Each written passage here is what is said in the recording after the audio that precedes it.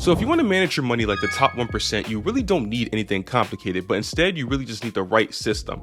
There's a simple way to break down your entire financial life in just a few categories, and once you understand it, managing your money becomes a whole lot easier. What's up, y'all? My name's Ruben, and this is Eternal Assets, where I'll talk any and everything financial literacy. Listen, I don't want to waste your guys' time any longer, so let's get right into the video. So in this video, I'm going to be talking about the 50-30-20 rule, which is one of the simplest and most popular ways to manage your money.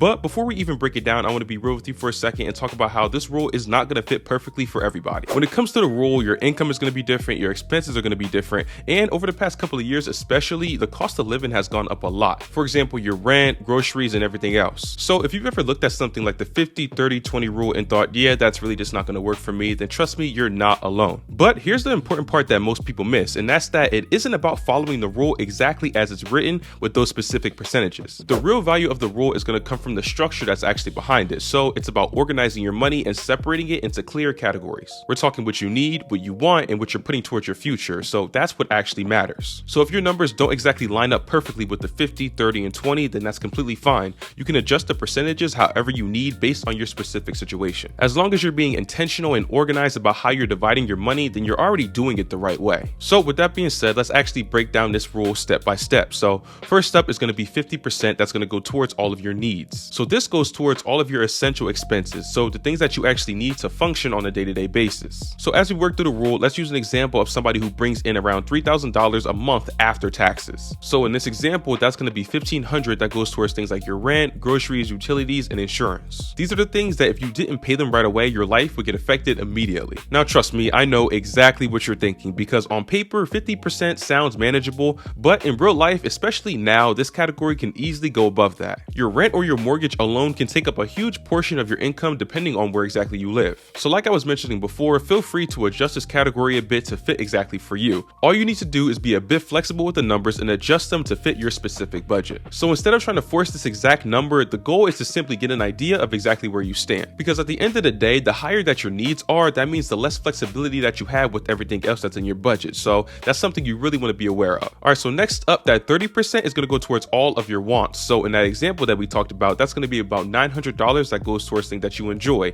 Things like eating out, shopping, subscriptions, and entertainment. And yes, again, being real, I know $900 does sound like a lot of money to go straight towards your wants, because let's be honest, it is. That's a pretty big chunk of your money. But here's the thing, and that's that just because the rule allows for that much doesn't mean that you actually have to spend all of it towards that. To be honest, this category is where things can get out of hand the fastest. Unlike your needs, this is the area where you actually have the most control. It's usually not one big purchase that throws everything off, but instead it's the small things that add up over time. We're talking eating out a few extra times a week, maybe subscriptions that you forgot about in the past, or random spending here or there. And this is where you really have to be honest with yourself, because this category can quietly eat away at your finances as a whole. Personally, even me, I don't always use this full percentage to go towards my wants. Usually I'll lower this category specifically and put more towards my saving and investing instead. And that's really the goal here, because you still want to enjoy your money, just not at the expense of your future self. And speaking of savings and investing, that's the perfect segue into this next category, because that's exactly where that last 20% is going to go towards. So in our example, that's going to be roughly $600 that's going to go towards your future. So building an emergency fund,